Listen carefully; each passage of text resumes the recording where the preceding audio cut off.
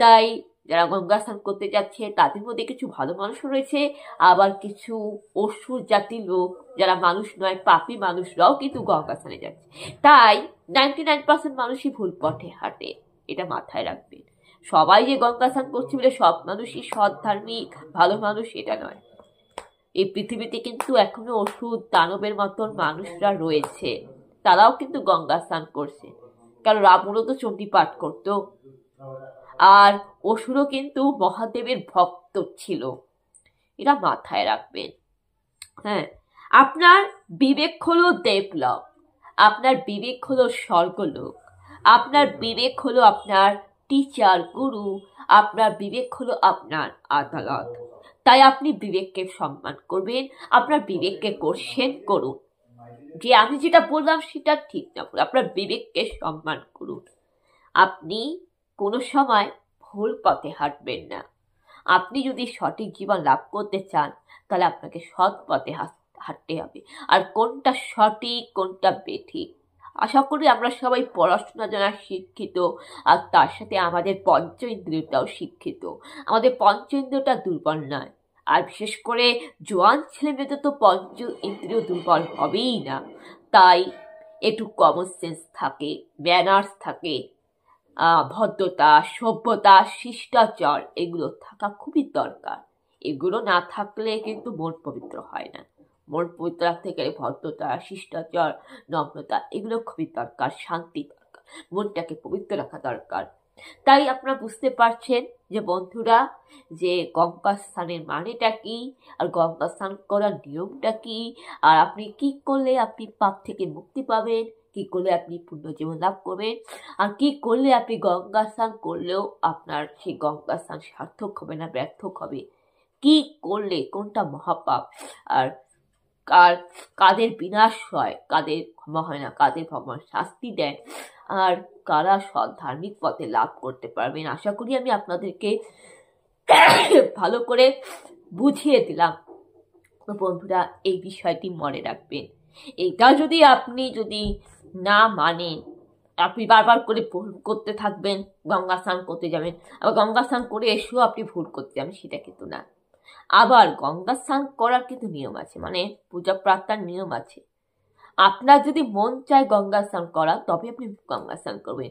আপনি অন্যকে দেখলে যে ওই বাড়ির মেয়েরা গঙ্গা স্নান করতে যাচ্ছেন, এবার কেউ কেউ এসে আপনাকে সাজেশন দিল, দিদি আপনি গঙ্গা স্নান করুন, তাহলেই আপনার জীবনে, আপনি তার কথা শুনে গঙ্গা স্নান করতে গেলেন, আপনি লোককে দেখে গঙ্গা স্নান করতে গেলেন, আপনি লোক দেখানো প্রার্থনা করলেন, লোক দেখানো ভক্তি করেন, আপনি ইউটিউবে ফেসবুকে আপনি ক্যাপশন দিচ্ছেন, আপনি গঙ্গা স্নান করতে যাচ্ছেন, প্রার্থনা করছেন, আপনি লোককে জানিয়ে জানিয়ে আপনি ধর্ম ভক্তি করছেন, আপনি অন্যের কথা শুনে আপনি গঙ্গা স্নান করতে যাচ্ছেন, আপনি অন্যকে দেখে গঙ্গা স্নান করতে যাচ্ছেন, অন্যের ক্ষেত্রে পরামর্শ নিচ্ছেন, অথচ আপনার মনটা চাইনি, আপনার আত্মা চাইনি, কিন্তু আপনি অন্যকে দেখে যাচ্ছেন, তাহলে আপনার গঙ্গা স্নানটা সার্থক হবে না, আপনার প্রার্থনা সার্থক হবে না। ধর্ম ভক্তি প্রার্থনা তখনই সার্থক হয় যখন কেউ জানতে পারবে না, একমাত্র ঈশ্বর অন্তর্যামী, যিনি গোপনে আপনার সবকিছু দেখেন।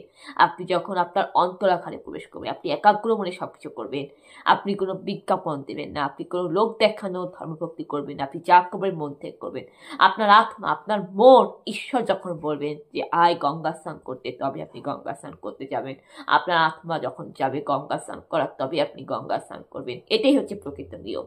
আর গঙ্গা স্নান করতে গেলে আপনার দেহটাকে পরিষ্কার থাকতে হবে, আপনার দেহ মনের মধ্যে কোনো ময়লা থাকবে না, মানে দেহটা সাবান দিয়ে, শ্যাম্পু দিয়ে, চুল সাবান দিয়ে, গা ঘষে স্কাবার দিয়ে, ছোবা দিয়ে ঘা ঘষে স্নান করে আপনার দেহটাকে পবিত্র করতে হবে, পরিষ্কার জামা কাপড় পরতে হবে, আর মনটাকেও আপনাকে ধুয়ে মুছে সাফ করতে হবে।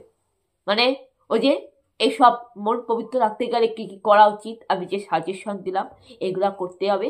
মনের মধ্যে প্রেম, দয়া, ভালোবাসা, শান্তি থাকবে।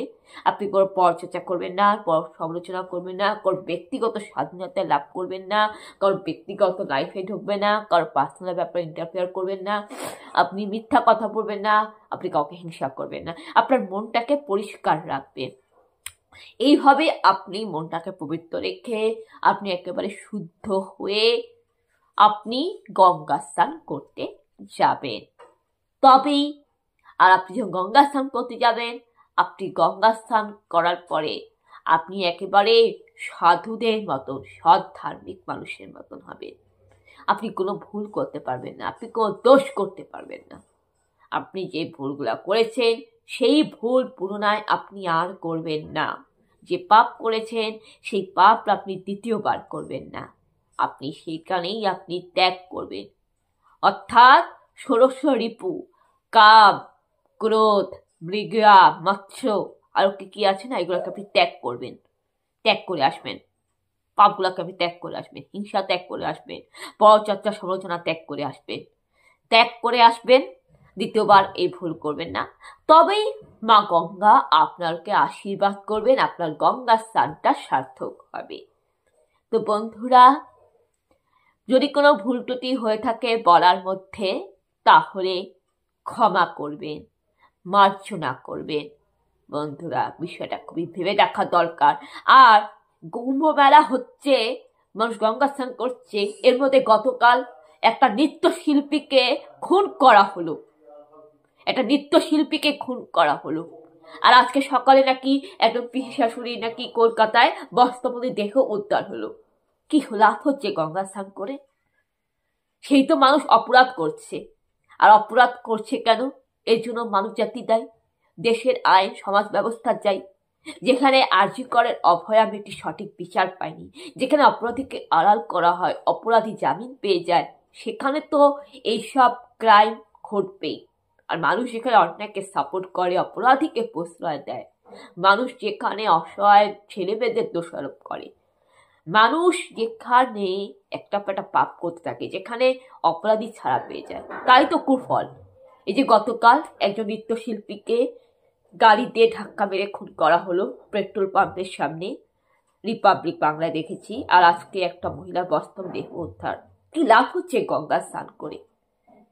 বিবেক হচ্ছে সবচেয়ে বড় আদালত। বন্ধুরা, আমাদের সচেতন থাকতে হবে, সজাগ থাকতে হবে।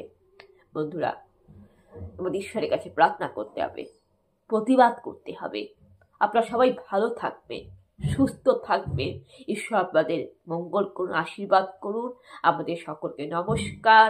জয় যিশু।